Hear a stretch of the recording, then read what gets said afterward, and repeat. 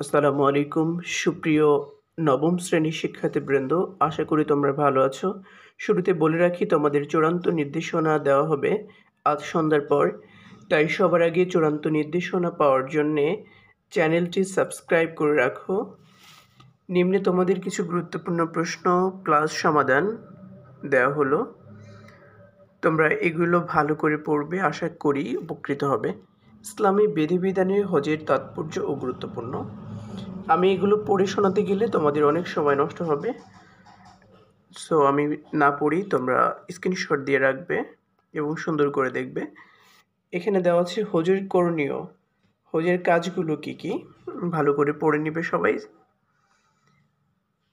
হজের প্রয়োজনীয় জিনিসপত্র কি হতে পারে এবং সহপাঠীর সাথে আলোচনা করে তালিকা তৈরি করো।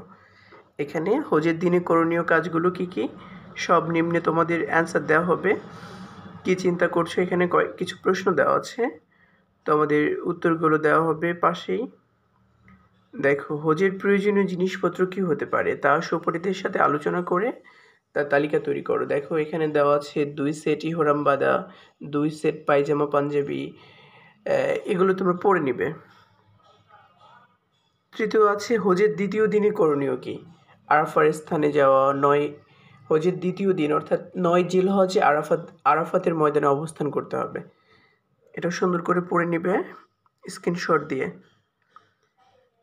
তারপরে হজের দিনে করণীয় কি কি, আরাফার ময়দানে পাথর নিক্ষেপ করা, কোরবানি করা, চুল মুন্ডন বা কর্তন করা, চুল কেটে ফেলা, তাওয়াফে জিয়ারত করা।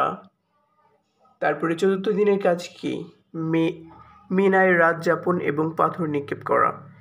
11 জিলহজ মিনায় রাত যাপন করা সুন্নত। এগুলো পড়ে নিবে সুন্দর করে। এখানে তোমরা দেখতে পাচ্ছ কি না আমি জানি না, তোমাদের কাজটি বন্ধুদের সাথে শেয়ার করে এটা করতে হবে।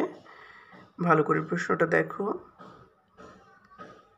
এখানে আছে হজ ইসলামের গুরুত্বপূর্ণ ইবাদত, অর্থাৎ হজ কেন গুরুত্বপূর্ণ এটা সম্পর্কে এখানে দেওয়া আছে, ভালো করে তোমরা পড়ে নিবে। পড়ে দেখতে পাচ্ছ তোমাদের এখানে হজের দিনে মানুষের প্রতি যে বার্তা সেটা এখানে দেওয়া আছে, ভালো করে পড়ে নিবে, আমি অতিরিক্ত সময় নষ্ট না করি। তো আজকে এই পর্যন্তই।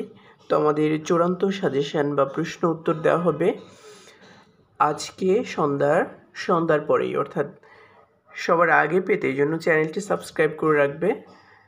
এতক্ষণ পর্যন্ত ভালো থেকো, সুস্থ থেকো, আল্লাহ হাফেজ।